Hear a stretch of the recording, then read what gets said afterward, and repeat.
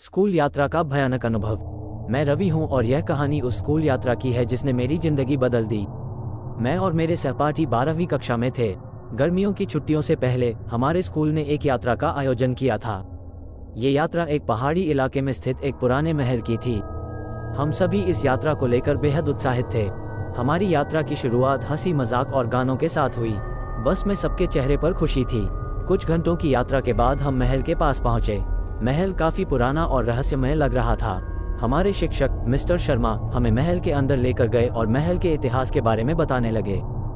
यह महल कई सदियों पुराना है और यहाँ कई रहस्यमयी घटनाएं घटी हैं, उन्होंने कहा। उनकी आवाज में एक डरावनी सी सिहरन थी जो हमें थोड़ा बेचैन कर रही थी। महल के अंदर का वातावरण बहुत ही अजीब था। पुराने चित्र, जर्जर दीवारें और धूल से ढकी हुई फर्नीचर, सब कुछ डरावना था। हम सभी एक बड़े कमरे में इकट्ठा हुए और वहां हमने अपने बैग रखे।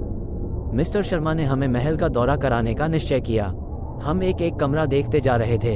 हर कमरे में कुछ न कुछ अजीब था। एक कमरे में पुरानी पेंटिंग्स थीं जिनमें आंखें मानो हमें देख रही हों। दूसरे कमरे में एक पुरानी घड़ी थी जो एक ही समय पर अटकी हुई थी। हमारी टीम में एक छात्र था, राहुल, जो काफी शरारती था। उसने एक कमरे में जाकर छुपने का निर्णय लिया ताकि बाकी सबको डराया जा सके। हमें इस बात का अंदाजा नहीं था कि उसका यह मजाक हमें कितनी मुश्किल में डाल देगा। जब हम महल के सबसे पुराने हिस्से में पहुंचे तो हमें राहुल का ध्यान आया। राहुल कहाँ है? किसी ने पूछा। हम सभी उसे ढूंढने लगे लेकिन उसका कोई निशान नहीं मिला।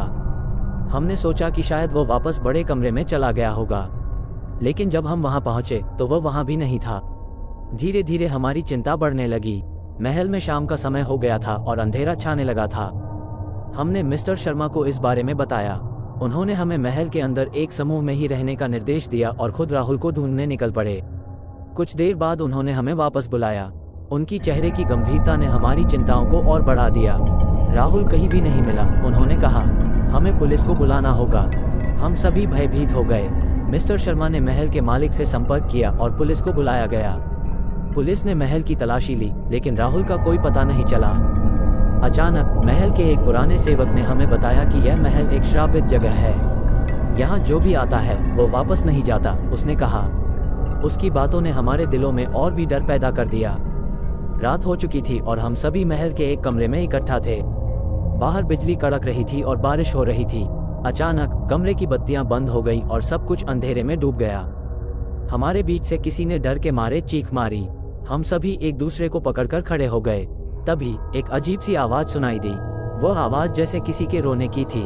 हमने देखा कि कमरे के कोने में एक परछाई खड़ी थी। वो धीरे धीरे हमारी ओर बढ़ रही थी। हम सभी ठिठक कर खड़े रह गए। अचानक वो परछाई गायब हो गई और बत्तियां वापस आ गई। हमारे सामने राहुल खड़ा था लेकिन उसका चेहरा विकृत और भयावह था। उसकी आंखें लाल हो गई थी और वह एक अजीब सी हंसी हंस रहा था। राहुल, तुम ठीक हो? मैंने डरते हुए पूछा। वो कुछ नहीं बोला, बस हंसता रहा। उसकी हंसी हमारे कानों में गूंजने लगी। तभी उसने जोर से चिल्लाया और उसके हाथों में एक बड़ा चाकू आ गया। हम सभी डर के मारे चीखने लगे और कमरे से बाहर भागे। मिस्टर शर्मा ने पुलिस को बुलाया लेकिन जब पुलिस आई तो राहुल गायब हो गया था। उस दिन के बाद से हम में से किसी ने भी राहुल को नहीं देखा। वो महल हमेशा के लिए बंद कर दिया गया। कहते हैं वहां जो भी जाता है वो वापस नहीं आता।